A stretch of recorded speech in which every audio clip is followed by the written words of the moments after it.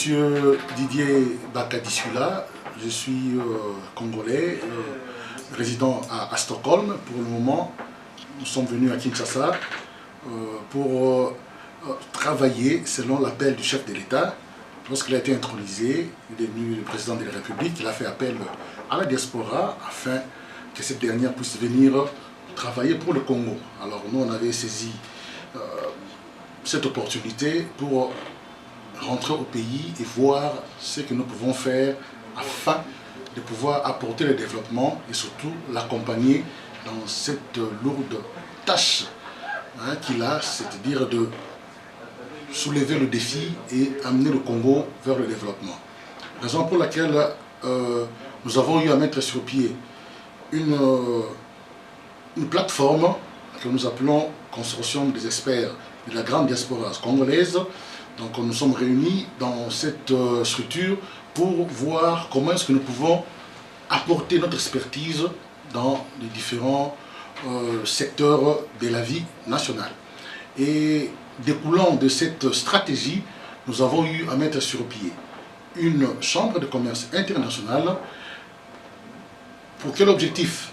Parce que nous avons eu à rester longtemps à l'étranger, plus de 20 ans, les autres 25 à 30 ans, et nous avons tissé des relations avec certains partenaires. Et voilà, au travers de cette chambre, nous nous sommes dit, nous allons créer un cadre de travail, comme ça les investisseurs pourront venir au Congo et apporter aussi un plus. Et cette chambre est présidée par M. Robert Mampouya, qui est le président de la chambre de commerce, et moi qui vous parle, je suis aussi membre de cette même chambre de commerce, et je m'occupe des finances et de tout ce qui est investissement. Et au-delà des chambres, nous avons aussi créé une autre branche qu'on appelle une ONG de développement. Donc, pourquoi cette ONG? On a compris que le développement du Congo va commencer dès l'intérieur. C'est ainsi que nous devons mobiliser des acteurs sociaux du pays pour qu'ensemble, avec les financements de l'étranger au travers de la Chambre de commerce et des acteurs qui sont à l'intérieur du pays, ensemble, nous pouvons créer un cadre de travail et apporter le vrai développement pour notre pays. Donc voilà notre raison d'existence. Merci.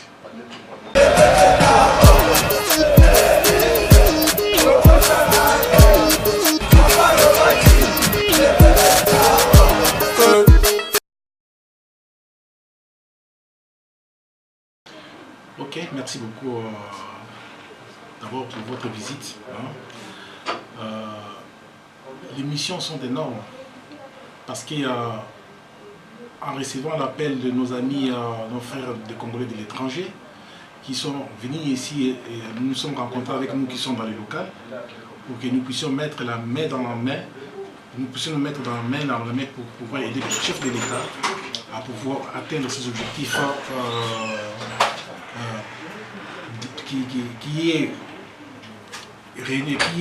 disons, qui représente par le terme le peuple d'abord. Voilà. Nous, il y a plusieurs objectifs au niveau de la Chambre. C'est-à-dire, nous sommes une plateforme qui va d'abord à l'étranger, nous avons amené des investisseurs qui vont venir de l'étranger, qui veulent investir au Congo, ils vont ramener de l'emploi, parce que ces gens-là, nous les encadrons de l'étranger jusqu'à l'interne. Nous le présentons à l'autorité, afin qu'ils puissent installer leurs entreprises. Et ces entreprises-là vont donner du travail au peuple congolais. Ils vont booster l'économie de notre pays, afin que nous puissions atteindre un PIB qui est normal par rapport à d'autres pays. Parce qu'aujourd'hui, au Congo, nous sommes vraiment en retard par rapport à d'autres pays. Je prends par exemple comme l'Angola, le Nigeria et puis l'Afrique du Sud. Or, nous avons beaucoup de ressources plus que même ce pays-là. Mais nous n'arrivons même pas à nous développer. C'est ainsi que nous avons dit, avec l'appel du chef de l'État, nous nous ouvrons même à l'extérieur. C'est ainsi que vous avez vu nos frères de Congolais de l'étranger, ils ont créé deux structures, la Chambre de commerce et puis l'ONG. L'ONG qui regroupe tous les acteurs sociaux de l'interne, c'est-à-dire au plus profond au Congo, le plus profond. Et nous, la Chambre de commerce, qui va au-delà de l'extérieur pour chercher les investisseurs, parce qu'avec nos frères de Congolais de l'étranger, ils ont de l'expérience, parce qu'ils ont travaillé à l'étranger, ils savent ce qui se passe. Alors, à partir de l'étranger, nous pouvons ramener les investisseurs qui vont venir au Congo et puis qui vont créer les entreprises. Et ces entreprises-là vont vraiment booster l'économie. Alors nous avons plusieurs missions qui sont là. D'abord, avec notre État même, nous devons d'abord améliorer le climat des affaires pour permettre à ces investisseurs d'être à l'aise dans leur travail. Nous pouvons aussi intervenir dans beaucoup, les aider aussi dans beaucoup de conflits qui peuvent exister, qui peuvent nous demander de leur produire, de leur informer ce que dit la loi au Congo, pour ce qui concerne les investisseurs qui viennent au Congo. C'est un travail que nous avons toujours fait à l'interne depuis longtemps. C'est-à-dire, on gère les entreprises. On gère les entreprises, on leur aider à s'investir jusqu'au plus profond. C'est-à-dire, c'est un travail que nous avons fait toujours chaque jour. Maintenant, nous le faisons au niveau de la chambre. Parce que là, maintenant, nous regardons l'extérieur. Nous voyons les investisseurs qui vont arriver. Parce que nous devons faire les études d'abord. Parce que même s'il y a un investisseur qui arrive, nous savons que dans ce monde ici, il y a beaucoup de gens qui viennent pour blanchir l'argent. Alors nous, notre travail, c'est quoi? On a un investisseur, nous allons faire des études d'abord pour voir un peu ces fonds qui vont ramener dans notre pays. Est-ce que ce sont des fonds normaux? Quand nous avons déjà la conclusion que les fonds sont normaux, à ce moment, nous voyons les autorités du pays pour aider l'investisseur en question pour pouvoir investir au Congo. Et l'objectif que nous avons souvent, c'est d'abord des entrepreneurs qui vont investir correctement. Parce qu'aujourd'hui, nous avons un problème sérieux dans ces pays. La plupart des investisseurs qui arrivent ici, ils investissent très bien dans le pays, mais il y a des problèmes. Vous verrez des fois, à ce qui concerne la rémunération par exemple, il y a d'autres qui n'arrivent pas à rémunérer bien les Congolais. Parce qu'un Congolais doit quand même vivre décemment, avec un salaire qui lui permet quand même de nouer les deux bouts du mois. Alors on cherche vraiment des investisseurs qui viendront avec des fonds propres et qui vont investir dans le pays. Et puis nous allons les encadrer, les assister, le voir un peu comment ils peuvent respecter la loi du Congo. Et puis ensuite, leur parler sur la rémunération. Ça, c'est ce qui est très important. Parce qu'un Congolais, vous voyez même nos amis des consortiums, ils ont dit ça. C'est-à-dire, ils vont venir par exemple avec investir par exemple des logements qui vont créer, oui, les logements sociaux qui vont créer tout ça, pour qu'un Congolais qui loue une maison, mais à un certain moment, cette maison va lui revenir. Et ça, c'est ce qui va booster l'économie, les choses vont aller, tout le monde sera content. Donc il faut avoir vraiment, d'abord c'est ça l'ouverture là que le président de la République a donnée, son Excellence M. Félix Antoine Tshisekedi Tshilombo, c'est qu'il a cet appel là qu'il a lancé, parce que lui-même il est diaspora comme les autres viennent de dire, il connaît ce qui se passe à l'extérieur. Donc nous devons l'encadrer, l'aider aussi à atteindre ses objectifs en cherchant des investisseurs, parce que depuis notre sortie du 9 mai, au jour dans nos bureaux ici, nous avons enregistré beaucoup d'appels. Il y a des investisseurs qui nous appellent, d'autres qui viennent avec des projets, mais nous sommes d'abord au niveau des études pour voir un peu ces projets-là, et ce sont des projets qui peuvent être rentables pour notre pays. Il y a d'autres même qui cherchent des projets que la République a déjà répertoriés, qu'ils peuvent financer. Ouais. Donc nous avons un grand travail que nous sommes en train de faire dans notre chambre internationale pour aider les chefs de l'État à pouvoir atteindre ces objectifs, que le Congo soit un pays comme le Nigeria, le Congo, où les gens vivent décemment.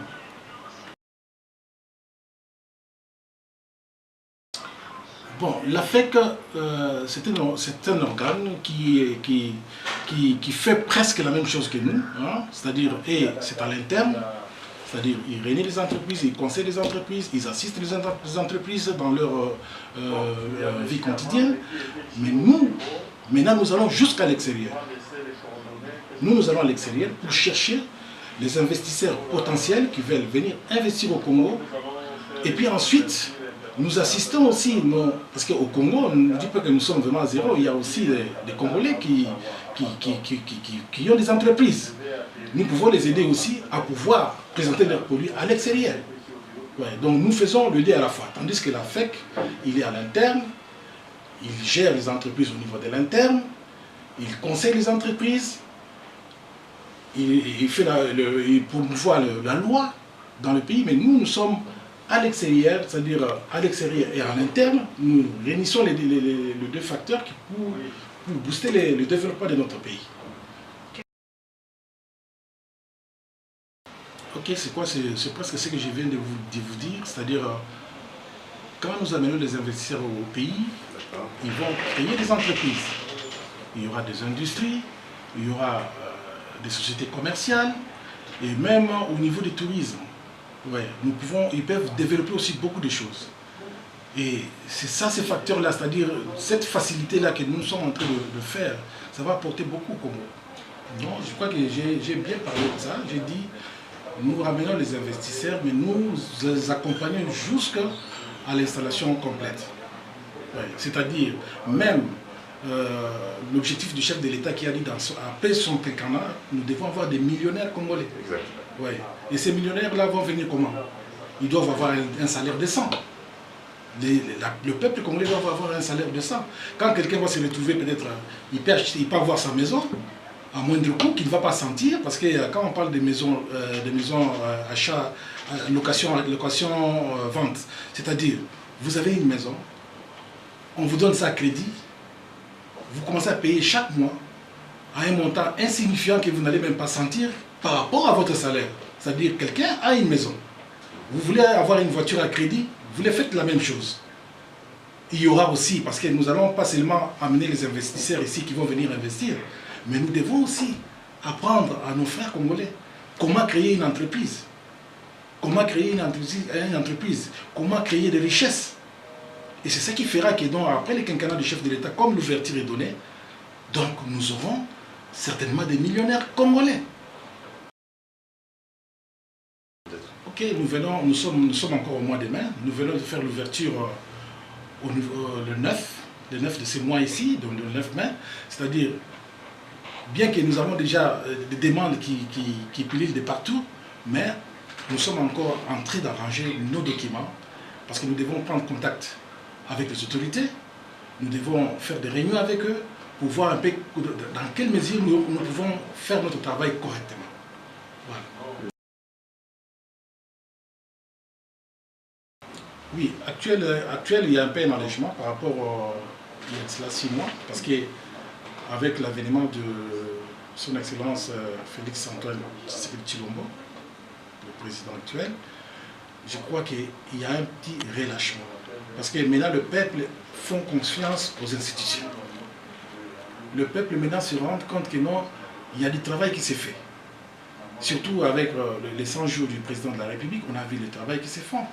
Même au niveau des commerces, ça affecte aussi les commerces directement. Les gens maintenant ont confiance, ils savent que non, il faut faire ça, et ça, il ne faut pas faire. Je pense que cet élément-là est très important, et ça va booster notre économie. Donc, par rapport, il y a cela 6 mois, il y a une grande différence. Je crois que dans l'avenir, nous aurons atteindre un niveau un peu qui sera normal.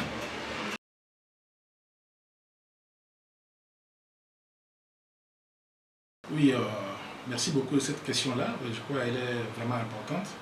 Vous savez, nous sommes tous Congolais.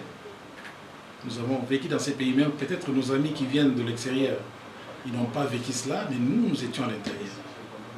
On a vécu beaucoup de choses, que si je me mets à vous parler de ça ici, ce ne sera pas possible, parce que nous, on ne fait pas la politique. Alors, quand il y a l'ouverture maintenant du chef de l'État, il fait confiance en nous les Congolais, je pense qu'on peut s'ouvrir. Maintenant, il faut qu'on fasse le meilleur de nous-mêmes. C'est-à-dire, peut-être s'il y a un certain moment où on était un peu asphyxié, mais maintenant il y a l'ouverture.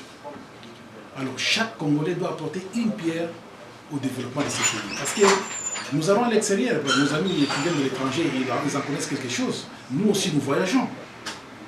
Peut-être quand vous allez à l'extérieur, quand vous rentrez ici, c'est la nuit et le jour. Alors, qu'est-ce que nous devons faire? C'est notre pays, c'est notre seul patrimoine que nous avons. Si aujourd'hui, nous n'arrivons pas à se développer pendant ce quinquennat du chef de l'État qui a donné l'ouverture, c'est-à-dire le Congo ne se développera plus. Donc vraiment, nous allons donner le meilleur de nous-mêmes. C'est pour cela, vous voyez que nos amis qui sont venus de l'étranger, nous sommes mis ensemble, nous avons fait les analyses, on a dit non, maintenant il faut faire ça. C'est ainsi que nous avons commencé d'abord par créer cette chambre internationale, parce que nous avons dit que non, nous devons être là dans le rendez-vous de donner et de recevoir. Nous devons vraiment vendre notre pays partout pour que les Congolais moyens puissent mener une vie décente. Parce qu'au jour d'aujourd'hui, vous voyez, je n'ai rien à vous parler. Vous voyez même dans les marchés actuels d'emploi, il y a des gens qui vous touchent même 80 000 francs. Et vous vous imaginez, avec 80 000 francs, qu'est-ce que quelqu'un peut faire avec ça? Un jeune diplômé, licencié qui vient de l'université, qui vient trouver de l'emploi quelque part, il arrive, on lui présente, on lui dit qu'à la fin du mois, et ce n'est pas négociable, hein, on vous dit que tu vas toucher 80 000 francs. Je le vis, hein, les universitaires avec licence, hein, on lui paye 80 000 francs. Non, cette situation-là, on doit mettre fin à cela. C'est ainsi que nos amis qui sont venus de l'étranger avec nous de l'intérieur, nous nous sommes mis ensemble parce que nous devons relever ces défis-là. Parce qu'un Congolais doit avoir un salaire, il doit avoir une maison. Hein? Si vous allez à la cité à l'interne, je crois que vous allez voir vous-même, il y a des maisons impossibles. Quelqu'un, il vous vit dans des conditions incroyables. Or, maintenant, le chef de l'État en tant que diaspora, il connaît ce qui se passe à l'extérieur. Aujourd'hui, il a donné cette ouverture-là. Nous devons l'aider. C'est ainsi que nous avons dit, on commence par créer cette chambre. Cette chambre-là, nous allons chercher les gens qui ont des fonds, et qui ont des fonds, de l'argent fait là.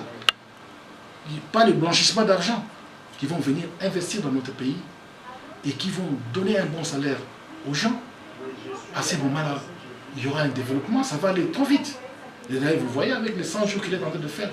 Aujourd'hui, il y a, je crois, tout Congolais, il le voit. Hein? Donc, s'il a fait 100 jours, il a fait ça. Mais dans une année, qu'est-ce qu'il va faire? Dans 2 ans. Et il ne va pas le faire lui-même. Nous devons l'épauler. Voilà, c'est ça.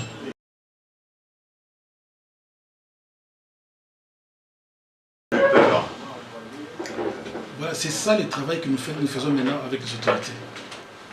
C'est pour éviter ces histoires-là de tracasseries. Donc, il y a dans nos répertoires, il y a des gens qui nous appellent, qui ont des fonds frais là, pour venir investir au Congo. Mais maintenant, nous devons faire un travail avec nos autorités, pour leur dire, voilà, nous avons de tels investisseurs qui veulent investir dans tel domaine. Voilà ce qu'ils demandent. Il y a d'autres personnes qui viennent, ils investissent avec son propre argent. Et puis, pour ce qui concerne la récupération, ils vont parler avec le gouvernement, avec nous-mêmes, la chambre, parce que nous le savons. Et qui vont même, les Congolais ne sentiront absolument rien. Parce qu'avec le budget de l'année des autorités anciennes où il y avait 4 milliards, mais vous ne pouvez rien faire avec ça. Il faut des gens qui ont de l'argent. Nous avons des investisseurs qui disent par exemple qu'ils paient électrifier le Congo ici dans 2 ans. Avec son argent propre. Donc nous sommes en train de travailler maintenant avec les autorités. C'est ça le travail que nous faisons maintenant, depuis notre sortie. Nous faisons le travail avec les autorités pour permettre à ces investisseurs-là de venir et d'être à l'aise dans leur travail. Qu'il n'y ait plus les problèmes des commissions, de tout ça. Non, non, quelqu'un vient, il fait son travail, nous l'encadrons jusqu'à la fin pour que le peuple congolais puisse quand même voir clair dans certaines choses.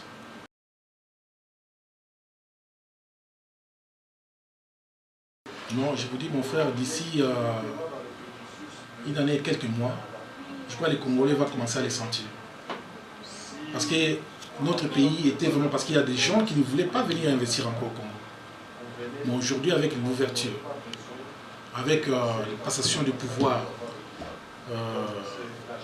cette passation du pouvoir pacifique, c'est-à-dire les gens ont maintenant confiance, même à l'extérieur.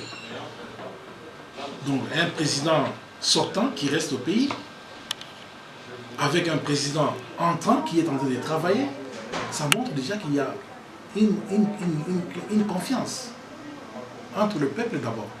Parce que l'investisseur qui arrive, ce qu'il voit d'abord, c'est sa sécurité par rapport à son argent qu'il va aussi mettre dans l'investissement. Donc il voit d'abord la sécurité, et s'il y a cette paix-là, les sortants et l'entrant, et vous voyez que ça donne quand même confiance aux gens, aux investisseurs extérieurs, et ils vont venir. Ils vont venir. C'est question maintenant que nous terminons le travail que nous sommes en train de faire avec les autorités pour permettre à ces investisseurs-là de venir travailler calmement. Et c'est tout. Vous verrez, le travail va commencer. C'est déjà commencé avec le 100 jours du président. Ça a déjà commencé. Mais il faut encore aller plus loin. Et moi, je suis M. Robert Bampuya Kalenga.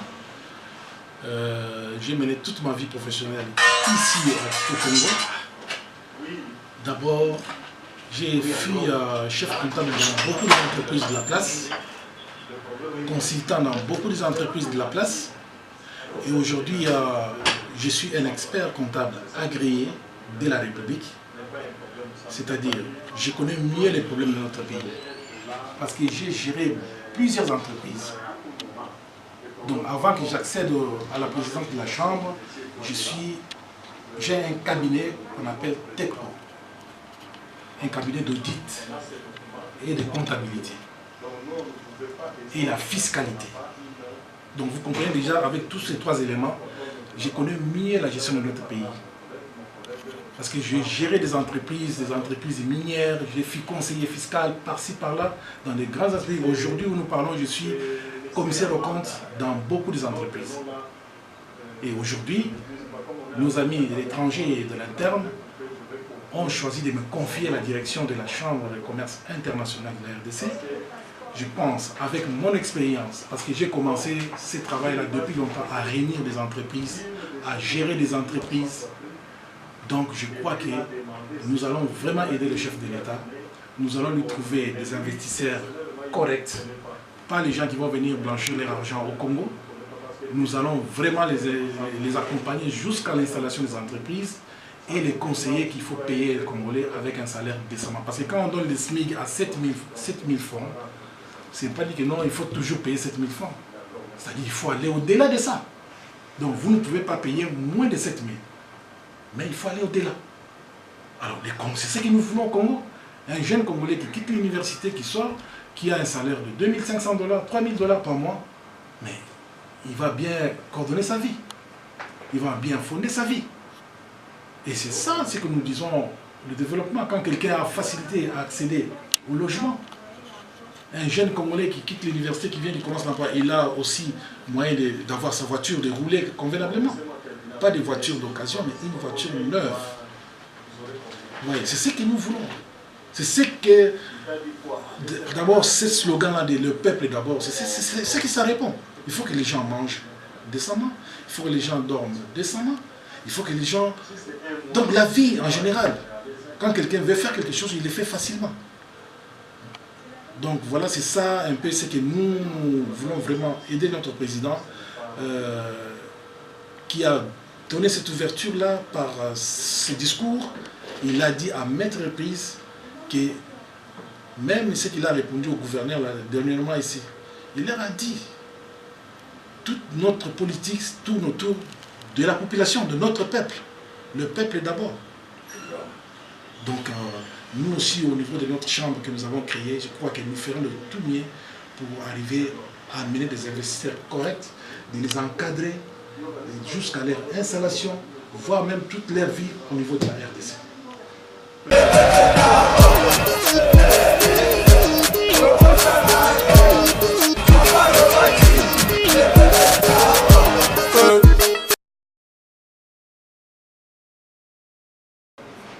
Merci beaucoup, messieurs de la presse. Je suis Benjamin Boutia, président de l'action du Grand Ouest pour le développement de la RDC, à l'abrégé AGODEC. Tout en étant membre de la diaspora, nous avions commencé ensemble pour la création de cette structure qu'on appelle Consortium d'experts de la grande diaspora congolaise.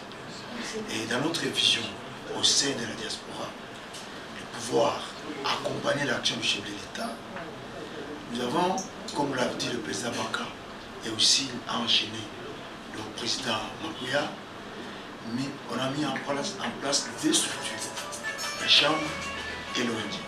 À l'ONG, nous comptons constituer des bases à l'action du développement impulsée par le chef de l'État, par les actions concrètes, à travers les financements des investisseurs qui seront mobilisés par la Chambre internationale des commerces.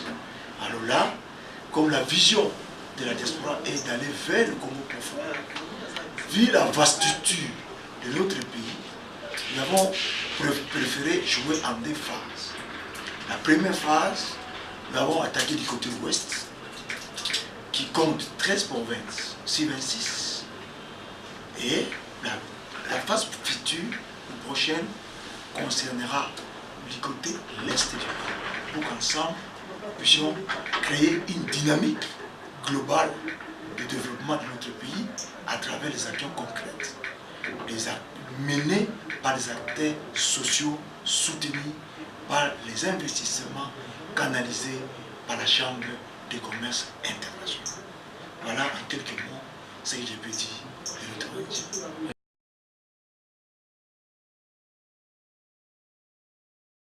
Oui, les raisons qui ont milité en faveur du choix porté sur l'Ouest, c'est que nous avons, avec les guerres qui se sont succédées dans notre pays, le regard de l'extérieur vers notre pays était beaucoup plus focalisé sur l'Est.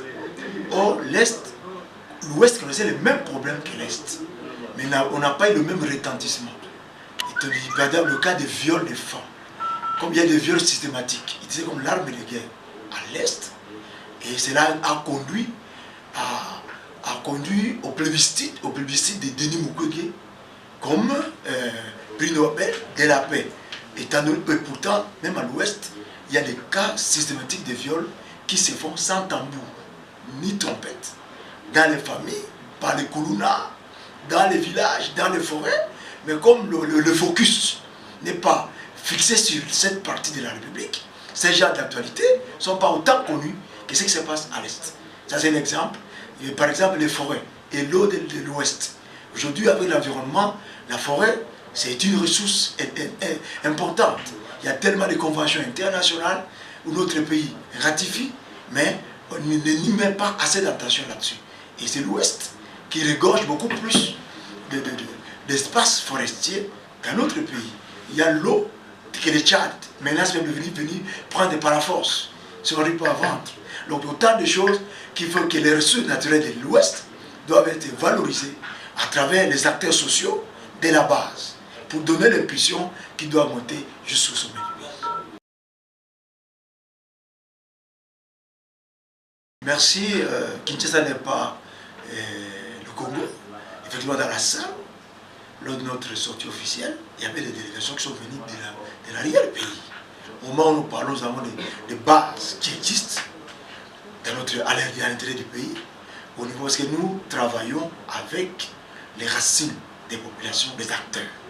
Donc au moment où nous parlons, nous sommes déjà de plein pied à l'ouest, dans 12 provinces, si 13 qui comptent notre action du Grand Ouest, qu'on a de préparer comment nous allons descendre. La semaine prochaine, nous serons dans le Bas-Congo. Et il y a une équipe qui nous attend là-bas. Et dans 10 jours, nous serons dans le Sankourou, donc au centre du pays. C'est-à-dire que nous avons déjà des liaisons existantes dans l'intérieur du pays qui travaillent avec nous. C'est eux qui nous donnent les données pour pouvoir monter les projets concrets qui doivent accompagner l'action du chef de l'État pour que notre passage soit visible, non à Kinshasa, mais partout à l'intérieur du pays.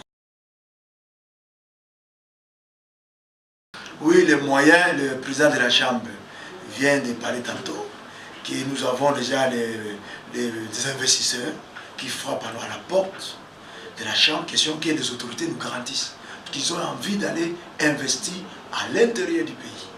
Donc c'est à l'intérieur du pays qu'ils vont investir. Et qui dit intérêt sont pour les acteurs sociaux. Donc il y a pas mal, nous avons une bonne douzaine d'investisseurs qui frappent à la porte, qui ont des projets nationaux, qui doivent s'adresser à l'arrière-pays.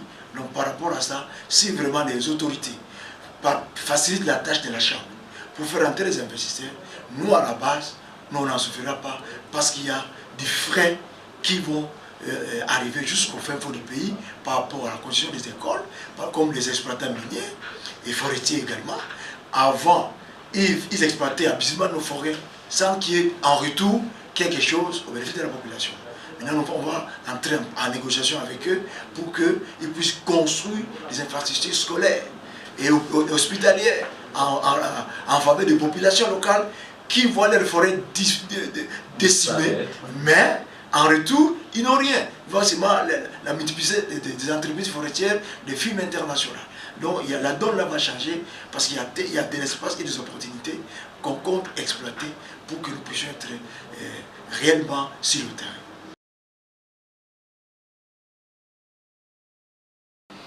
Oui, pour agir sur le terrain, nous avons mis en place des structures représentatives. C'est-à-dire, il y a des comités de base qui sont installés à l'intérieur du pays, que nous appelons le pôle de développement territoriaux, divisés en fonction des provinces, du découpage administratif actuel. Et ces comités ont des relais ici à Kinshasa, qu'on appelle les comités métropolitains, par rapport aux acteurs sociaux qui agissent ici en métropole. Et ensemble avec eux, nous créons maintenant le couloir de transmission des besoins de la base au sommet et la passerelle de ressources financières du centre vers la périphérie des pays.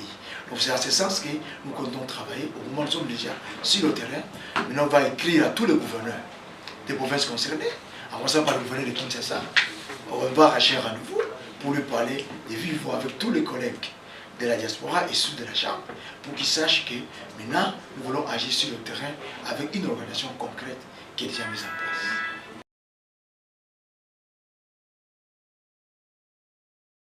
Bon, juridiquement, les deux structures sont indépendantes. Exactement. Mais stratégiquement, elles sont interconnectées. C'est-à-dire, c'est une stratégie de la diaspora où les investisseurs qui venaient avant étaient mis au pilori par les systèmes gouvernementaux en place. Dès lors que le président Félix est passé lui-même étant de la diaspora, son discours rassure le peuple par la façon de faire. Il n'y aura plus de commissions, il n'y aura plus des effets pénari qui font disparaître la richesse du pays. Là, c'est une fait. De deux, l'architecture associative qui accompagnait le gouvernement précédent en termes de société civile, les ONG étaient également montées par les ONG fantoches. Il n'y avait pas de base sur le terrain, les ONG de mallettes qui étaient montées par les membres du gouvernement et leurs collaborateurs, par les 3e, 4e bureaux, 4e femmes. Il y avait une information par rapport au financement. Ils donnent l'information à une femme et la femme monte une ONG, l'argent reste ici à Kinshasa. Donc voilà, face à tout cela, nous travaillons ensemble pour que la Chambre mobilise les investisseurs et qu'une fois l'investisseur arrive sur le terrain, l'ONG facilite la mise en œuvre de l'investissement qui implique les populations à la base pour qu'il y ait du répondant par rapport aux attentes vis-à-vis du développement. Mais non, c'est-à-dire qu'il y a l'investissement, le cas, il y a l'emploi. On veut construire des écoles, on veut construire des hôpitaux, on veut construire des routes dans tel secteur. Il y a des projets provinciaux qui existent. Il y a des plans de développement provinciaux, mais qui n'ont jamais été appliqués par les provinces. Donc ça reste les lettres mortes. Mais l'ONG d'abord va faire le lobbying avec le gouvernorat pour qu'on réveille les projets qui dorment, qui auraient dû créer de l'emploi à la population locale. C'est réveillé. Ces projets étant réveillés et leur mise en œuvre connaîtra l'implication de la population locale. Voilà, et c'est dans cette optique que nous voulons participer au développement national. Merci, c'est à moi de vous remercier pour ce que vous avez fait. On a besoin de vous pour le travail que nous faisons. Faites votre partition, nous également on fait la nôtre, et ensemble pour soutenir l'œuvre du chef de l'État. Je vous en remercie. Merci, Président.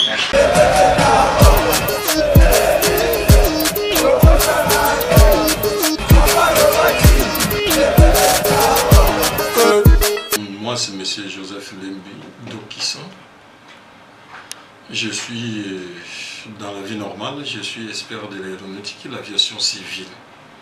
Et dans la grande consortium des experts de la diaspora, je suis le vice-président, que le président est là. Et dans la chambre du commerce international, je suis le vice-président.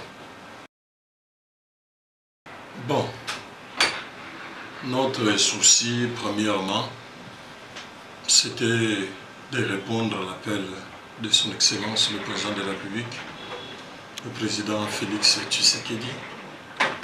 Il nous avait lancé un appel que nous puissions venir tous pour travailler pour le bien-être de tous les Congolais. Et en cela, nous avions répondu favorablement parce que nous avions trouvé qu'il était temps pour nous de revenir dans notre propre pays et d'amener et d'apporter aussi l'expertise que nous en avons dans d'autres pays que nous avions y à fréquenter, à étudier, que si on pouvait ramener cette expertise dans notre propre pays, ça sera une très bonne chose pour l'avancement du pays.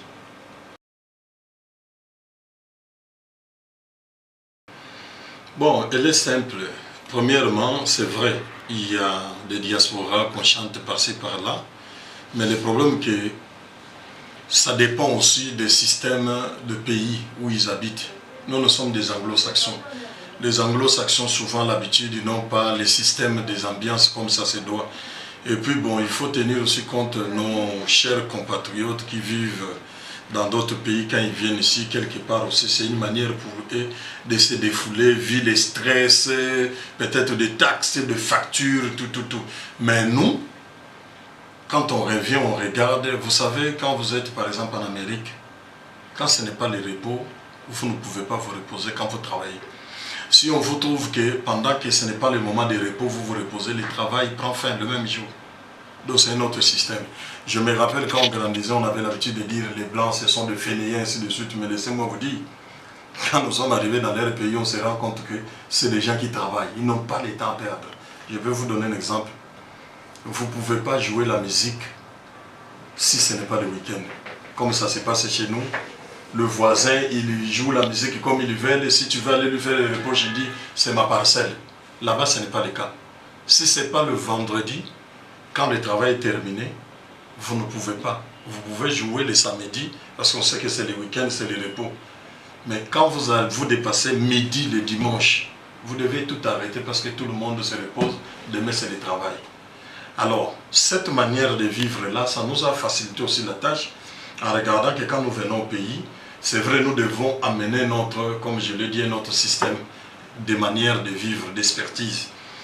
Parce que il y a des diasporas qui viennent de l'Europe, pour ne pas créer une ambiguïté là-dedans, que les diasporas de l'Europe sont différents avec nous. Non. C'est la même manière, mais ça dépend aussi de l'éducation. Je peux vous donner un exemple. On a parlé des combattants de gauche à droite. C'était pour une cause juste, parce qu'ils voyaient que ce qui s'est passé au pays, ça ne plaisait pas à tout le monde. Il fallait faire des choses droites. Mais je vous donne un exemple. J'ai ramené des projets de construction ici, des locations qu'on appelle des locations-ventes.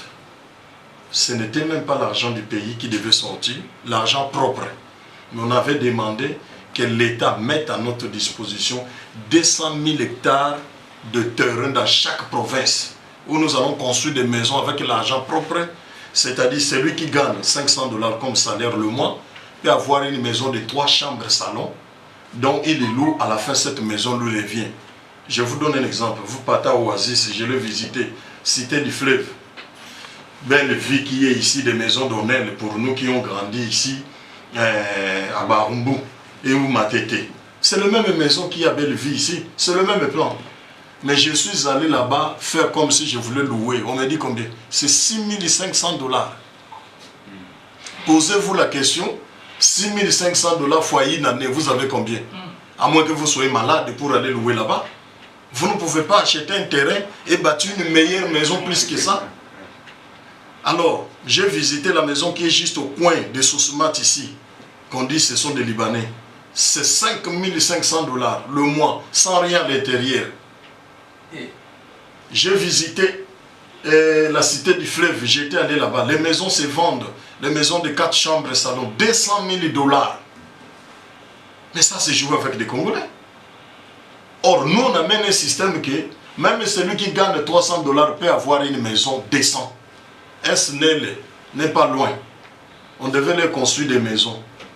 Je leur ai demandé quelle est la manière de fonctionnement pour des travailleurs. Non, celui qui balaye peut avoir une maison. C'est ce qu'on appelle ici les studios. J'ai dit, avez-vous pensé que si ce monsieur met au monde demain, les enfants vont vivre dans une maison, chambre, salon, cuisine, douche, quelque chose que vous donnez à votre employé, c'est un cadeau de toute une vie, il faut voir loin. Or, nous, de l'autre côté de l'étranger, quand on regarde, un bébé qui est né doit avoir sa propre chambre. Vous voyez un peu ça, un bébé. Donc on a regardé à tout ça là, on a dit non, qu'est-ce qu'on peut faire pour notre pays? Laissez-moi vous dire, j'ai été réussi à la présidence. Mais je crois que mon homonyme, le président Joseph Kabila, certainement n'avait pas réussi ces dossiers. Parce que vous connaissez comment ça fonctionnait avec les ministres. Mais on a vu qu'ils traînaient ici. On a envoyé des projets en Guinée équatoriale. Le même projet que je ramène encore aujourd'hui. On a envoyé ça en Guinée équatoriale. On a conçu des maisons de 5 chambres salons, dont un Guinéen seul, le fils du pays, avait droit d'avoir ses habitations, pas des étrangers. Des collègues ont dit, nous sommes venus dans un but précis, accompagner notre chef de l'État dans la vision qu'il en a. Aucun membre de diaspora peut travailler en dehors de la vision du chef de l'État.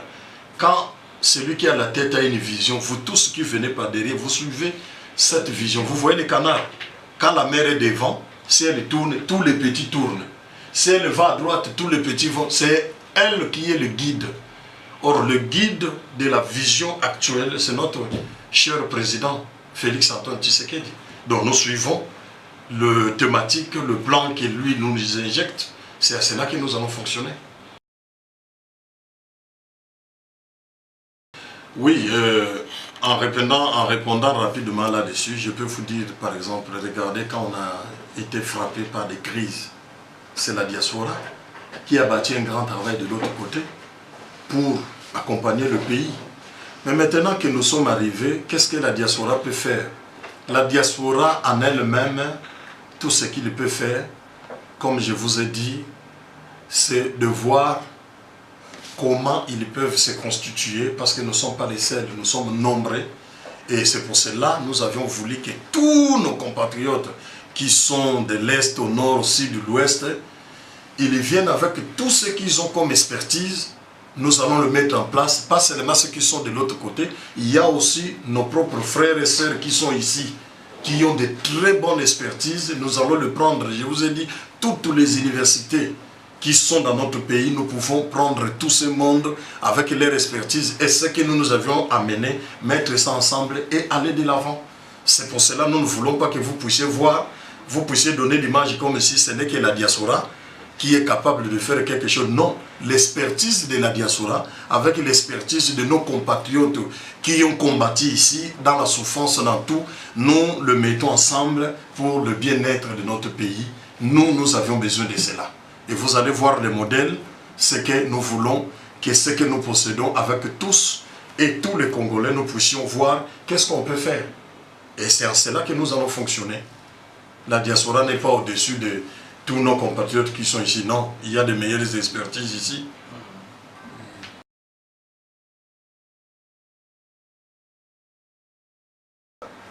Bon, je peux répondre en 2 volets. La première chose, quand on dit le consortium des experts de la grande diaspora, elle est née dans un but précis. Quand nous avions écouté l'appel du chef de l'État, nous sommes arrivés, nous avions constaté que tous ceux qui viennent, chacun avait ses ambitions. Par exemple, ceux qui étaient venus pour chercher des postes, qui n'est pas aussi mauvais, parce qu'avec l'expertise qu'ils ont eue, ils doivent travailler, rentrer dans le gouvernement pour accompagner la vision du président de la République. Alors nous, le consortium des experts de la grande diaspora, qu'est-ce que nous avions fait? Nous avions séparé les prérogatives de chaque diaspora. Ceux qui sont venus pour chercher des postes, on les met dans un canal. Ceux qui sont venus avec des investisseurs, on les met dans un autre canal. Ceux qui sont venus investir des fonds propres à eux, on les met dans un autre canal. Alors nous, les consortiums des experts de la grande diaspora, nous avions dit, il y a des diasporas qui ont des sociétés à l'extérieur, là où ils vivent. Comment permettre à ces diasporas de ramener des sociétés là dans notre pays? Alors nous étions concertés, nous avions dit, nous qui possédons déjà des succursales à l'étranger, nous allons nous regrouper en un seul pour coordonner toutes les actions que nous allons faire. C'est ainsi que l'idée nous était née. L'idée nous était venue de mettre en place le consortium des experts de la grande diaspora. C'est-à-dire ici, dans le consortium des experts de la grande diaspora, nous n'avons pas besoin de ceux qui sont venus chercher des postes. Je vais vous donner un exemple. Vous avez milité comme nous avions nos papas aujourd'hui, milité pour ces pays. Il y a un problème de carence de travail au Congo. Maintenant, nous qui venons encore là où tout est développé, nous venons encore chercher du travail et vous allez être où? Alors nous avions compris que non. Nous amenons plutôt le travail pour permettre à ceux-là qui n'en avaient pas d'intégrer le travail. Parce qu'il y a un temps, il était arrivé que pour travailler, il faut être le fils d'un tel. Il faut utiliser des relations. Non, nous, dans les constructions des experts de la grande diaspora, nous prenons la personne qu'il faut pour le mettre à la place qu'il faut. Ici, ce n'est pas par une relation. Tu as un oncle qui est avec nous en Europe, comme on a créé des sociétés, des chambres, ainsi de suite, on t'apprend, on te prend. Non, ce n'est pas comme ça. On prend la personne qu'il faut, on le met à la place qu'il faut. Alors, là, c'est ça que nous avons fait. Maintenant, pour adhérer, nous regardons des catégories. Ceux qui ont des sociétés, comment ils peuvent adhérer. Ceux qui n'ont pas de société, mais qui ont de bonnes expertises. On a besoin de tout ce monde. Par exemple, nous avions ISTA, nous avions besoin de leur expertise, ils étaient déjà passés ici. Nous avions élaboré un schématique, comment nous allons travailler avec eux. Dans les jours qui viennent, nous allons arriver dans l'ISTA. Comment nous allons travailler avec eux, puisque nous avions des projets d'envergure dans le système qui concernent les gens de l'ISTA. Après, nous allons aller... à l'époque, on appelait ça l'Uvanium, je ne sais pas si ça a changé. Inikin. Nous allons, tu vois, j'ai gardé toujours les mêmes noms. Nous allons descendre là-bas, voir aussi les projets de nos compatriotes qui sont là-bas. Quand les investisseurs arrivent, pourquoi nous allons recenser toutes ces universités? Parce que quand nous recevons des investisseurs qui vont venir, nous regardons rubrique par rubrique. Ce qui concerne les gens de l'Inikin, on les met en contact avec nos investisseurs, ils prennent le meilleur d'eux pour élaborer ça. Ainsi de suite, ils peinent aussi dans le côté pédagogique. Vous savez, au Canada, le Canada est le premier pays au monde en matière d'éducation, dépassant même des Américains et des Européens. C'est le premier pays au monde en matière d'éducation, très élevé. Alors si nous avions des professeurs qui viennent, on les amène là-bas. C'est un système pédagogique, on les prend. On anime les conférences, ils déposent leurs demandes, on traite avec des investisseurs, c'est comme ça que nous travaillons. Mais pour celui qui n'a pas de société où il n'y a pas quoi que ce soit, il veut être membre, il y a toute une service qui est habilité de savoir comment quelqu'un peut être membre, comment il peut adhérer. C'est si simple. N'adhérez pas seulement parce que c'est une chambre internationale du commerce, non, on doit adhérer selon les thématiques normales. On a besoin, comme je vous ai dit pour conclure, l'expertise de tout le monde. Même dans les côtés linguistiques, ainsi de suite. On a besoin de tout ce monde. Vous voyez, la RDC, c'est un grand pays. Il faut qu'on arrive à parler toutes les langues. La langue commerciale aujourd'hui, c'est l'anglais. C'est bien. Mais si vous venez là, en ce qui concerne par exemple le portugais, italien, espagnol, nous parlons. Donc, tout est important pour notre pays. Tout ce que j'aimerais, vous voyez ce que vous faites. Hier, c'était difficile de le faire. Quelque part, il faut être reconnaissant. On dit qu'un être humain ne peut pas être mauvais à 100%. Soit il y a un élément où il est bon, d'un autre côté, il y a un autre élément où il est mauvais. On voit, moi je me rappelle, quand on écoutait brrr, on dit ah, shérif arrive. Le shérif qu'on dit là, c'est notre propre papa. Tu vas voir, c'est lui qui n'avait pas révisé les matières, tout le monde courait, il fermait les chambres, et il prend les cahiers. Et lui, le shérif, il connaissait. Quand il vous voit, ah, André, vous êtes là? Oh oui, papa, je suis là. Il dit, regarde, moi, c'est monsieur-ci. Toi, tu crois que tu vas me tromper. Tu ne révisais pas. C'est à cause de moi que tu prends maintenant. Tu vois, c'était tellement important. Alors, aujourd'hui, on se rend compte que ces vieilles habitudes, moi, j'ai quitté ce pays où on avait, je crois que des papas ici, des grands frères se rappellent, on avait des bis à l'étage. Vous rentrez, vous montez là. Aujourd'hui, la RDC est devenue, et les Koundé de ceci, donc tout a chamboulé dans le pays. Le Kin, c'était Kin et la belle. Mais aujourd'hui, vous voyez, à cause des situations qui s'est passées, ça fait que beaucoup de choses n'étaient pas bien cadrées. Mais nous remercions Dieu que nous avions un nouveau régime. Vraiment, moi je donne mon corps et mon être tout entier. Parce que je sais qu'avec ce nouveau régime, en tout cas, il y en aura de meilleures choses. De meilleures choses que vous allez vous-même aimer. Laissez seulement à Dieu de conduire les choses.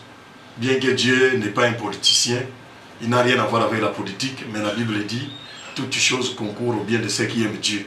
Dieu, même si la chose que l'être humain peut faire il n'est pas d'accord, mais il est patient.